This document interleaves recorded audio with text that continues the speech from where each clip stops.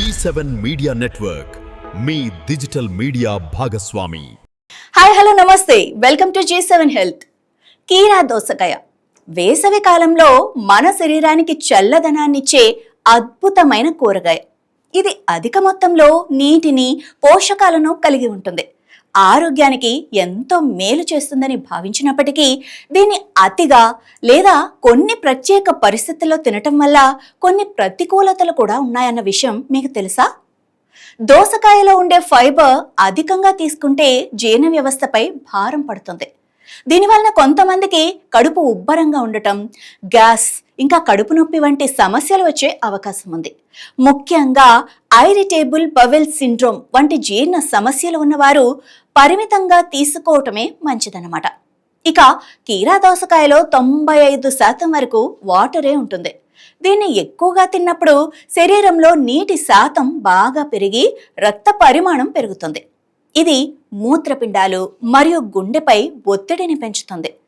అరుదుగా శరీరం యొక్క ఎలక్ట్రోలైట్ సమతుల్యత దెబ్బతినే అవకాశం కూడా ఉంటుంది.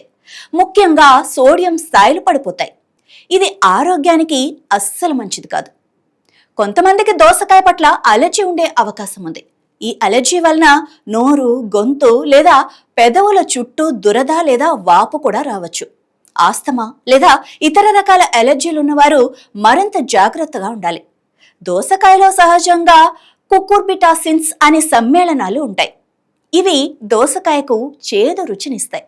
ఈ సమ్మేళనాలు ఎక్కువగా ఉన్నప్పుడు దోసకాయలను తినటం వలన అజీర్ణం, కడుపులో మంట, వికారం వంటి సమస్యలు తలెత్తవచ్చు. అందుకే దోసకాయ చివరలను కట్ చేసి కొద్దిగా రుచి చూసి చేదు లేదు అని నిర్ధారించుకోవటం చాలా మంచిది. దోసకాయలో ఉండే కొన్ని పదార్థాలు, ముఖ్యంగా కుకుర్బిటాసిన్స్, కొన్ని అరుదైన సందర్భాలలో కీళ్లవాపు మరియు నొప్పిని పెంచే అవకాశం ఉందని కొందరు నిపుణుల అభిప్రాయం. ముఖ్యంగా ఆర్థరైటిస్ వంటి కీళ్ల సమస్యలతో బాధపడేవారు అధికంగా తీసుకోకపోవటమే మంచిది. కీరా దోసకాయ సాధారణంగా చాలా ఆరోగ్యకరమైనది అయినప్పటికీ దీన్ని మితంగా తీసుకోవటం, ముఖ్యంగా పైన చెప్పిన ఆరోగ్య సమస్యలు ఉన్నవారు తీసుకోకపోవటమే చాలా మంచిది. తీసుకున్నా కూడా తక్కువ మొత్తంలో తీసుకోవటమే మంచిది. G7 మీడియా నెట్వర్క్ మీ డిజిటల్ మీడియా భాగస్వామి.